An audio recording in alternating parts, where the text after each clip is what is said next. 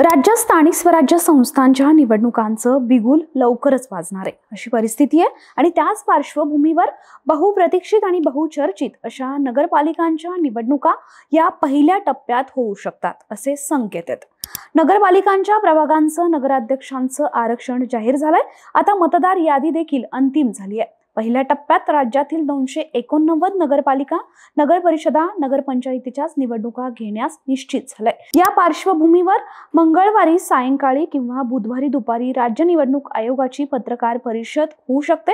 त्या दिवसापासूनच आचारसंहिताही लागेल अशी माहिती विश्वसनीय सूत्रांनी दिली आहे। राज्यातील 289 नगरपालिका, 32 जिल्हा परिषदा, 331 पंचायत समित्या आणि 29 महापालिकांची निवडणूक होणार आहे।